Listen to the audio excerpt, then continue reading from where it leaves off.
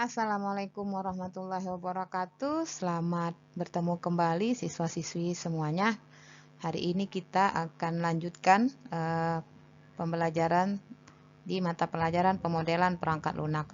Adapun materi yang akan kita bahas hari ini adalah memulai perancangan di dalam pengembangan aplikasi yang langsung kita akan terjemahkan ke dalam diagram-diagram. Nah, perlu diketahui nanti kita di sini ada memberi memberi suatu cerita tentang alur sistem yang akan kita kembangkan. Nah, ini ada contoh nanti sebuah kasus dari sistem informasi penjualan di mana nanti diterapkan oleh satu perusahaan. Bisa nanti dijadikan contoh. Untuk materinya sudah di-share, nanti tinggal mengaplikasikan saja. Boleh nanti dibuat di dalam bentuk bagan diagramnya pakai tulis tangan atau langsung pakai aplikasi. Nah, ini nanti perhatikan baik-baik. Kita hari ini membahas tentang activity diagram ya. Untuk UML itu sebenarnya banyak, cuma nanti kita bahasnya itu yang hari ini adalah tentang activity diagram. Oke, ini ada satu contoh di informasi penjualan PT Distriversa Buah Namas ya. Nah, nanti kita fokusnya di sini ya. Kalau di pengumpulan data kita sudah lakukan di dalam materi yang sebelumnya yaitu analisa kebutuhan sistem. Nah, ini harus sudah dipahami ya tentang studi pustaka, observasi, wawancara. Nah, kita nanti fokusnya ke sini, metode pengembangan sistem. Langsung kita ke analisis sistem di mana nanti kita akan membuat diagram-diagram ya. Nah, hari ini kita coba nanti membuat activity diagram. Oke, khusus di dalam perancangan sistem, nanti kita ada membahas yang namanya UML, Unified Modeling Language, yaitu bahasa pemodelan yang digunakan di dalam perancangan pengembangan aplikasi. Nah, di dalam pembelajaran yang akan kita lakukan ini ya, kita fokus di activity diagram. Walaupun nanti kita juga akan membahas tentang use case diagram, class diagram, sequence diagram, dan diagram lainnya. Tapi untuk beberapa pertemuan nanti kita akan bahas tentang activity diagram. Baik, untuk pemrograman sendiri, kalau kita sudah selesai dalam hal perancangan diagram, nanti bisa kita lanjut. Ini adalah contoh kasus penjualan pada Distriversa ya, PT Distriversa. Nah, perhatikan di sini di dalam sistem itu ada beberapa bagian ya, ada beberapa bagian yang terlibat dalam sistem. Perlu diingat juga, activity diagram ini tidak begitu terinci, tetapi dia bisa menggambarkan apa-apa saja yang terjadi dan berlaku di dalam sistem secara keseluruhan. Nah, nanti ingat simbol-simbol yang sudah pernah kita pelajari di awal ya, bahwasanya simbol untuk start di dalam activity diagram itu disimbolkan dengan ini.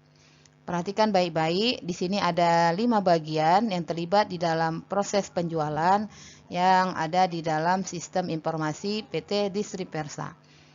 Yang pertama adalah pelanggan, kemudian bagian penjualan, kemudian bagian gudang, kemudian bagian pengiriman, dan terakhir pimpinan. Apapun yang terlibat di dalam sistem, hendaknya nanti di dalam activity diagram itu harus dilibatkan, tergambar. Walaupun dia nanti perannya tidak terlalu banyak, mungkin hanya terakhir saja, seperti di sini ada pimpinan. Ini pimpinan ini nanti hanya terlibatnya hanya sekali saja di akhir pembuatan laporan. Jadi tidak usah karena dia sedikit perannya langsung tidak dilibatkan. Ini ya, nanti boleh dilihat, diperhatikan baik-baik. Ibaratkan kalian mau buat KTP atau mau buat kartu pelajar, itu ada prosesnya. Nanti silahkan perhatikan baik-baik gimana alurnya. Nah, ini dia alurnya start, nanti memesan obat, kemudian memesan obat, mencatat pesanan. Setelah dicatat pesanannya, kemudian kemana pesanan tadi serahkan ke bagian gudang.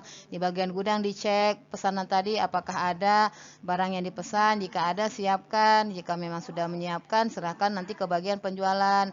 Nanti di bagian penjualan menerima obat pesanan, lalu dibuat faktur.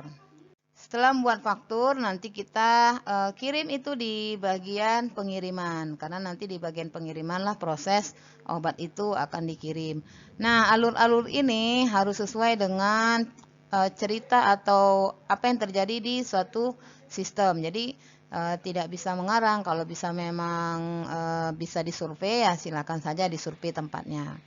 Nah, ini ada lanjutan yang di atas, jadi perhatikan baik-baik. Di sini ada percabangan. Ya, percabangan ini biasanya ada ketentuan, menentukan, keputusan gitu ya. Jadi kalau nanti memang ada hal-hal yang bercabang, keputusannya ya atau tidak, silakan nanti dibuatkan simbolnya yang bercabang seperti ini. Lalu jika memang sudah selesai, nanti beri tanda simbol stop. Jadi tidak hanya sekedar bulatan saja, tapi ini adalah simbol yang memang digunakan di dalam proses stop. Kemudian, nah ini adalah potongan-potongan kejadian-kejadian setiap proses yang terjadi di dalam sistem. Jadi misalnya ini proses penerimaan pesanan obat, bagaimana prosesnya seperti ini. Ya, ini potongan saja sebenarnya ada di dalam bagan utama tadi. Yang ini juga proses pembayaran obat, itu juga sudah ada di bagan utama, hanya saja nanti kita tinggal memotong kegiatan itu supaya lebih jelas. Nah, nanti sesuaikan dengan kegiatan yang ada di pengembangan sistem yang sudah ditentukan dari awal setiap-tiap kelompoknya. Jadi coba nanti perhatikan kembali contoh yang ini, sehingga nanti saat perancangan aplikasi masing-masing tim itu sudah sesuai penggambaran simbol-simbolnya. Oke, ini ya contoh, nanti silakan saja kalau mau dicobakan, nanti bisa lihat di sini kita diskusi ya. Nah, kalau ini adalah gambaran bagian penjualan ya, bagian penjualan. Nanti kalau apa-apa saja yang dilakukan oleh bagian penjualan, lebih kurang seperti ini ya. Ini kalau sudah seperti ini sudah use case ya. Jadi ini kita tidak akan bahas, tapi itulah contohnya, nanti bisa diskusi saat dalam hal perancangan diagram activity.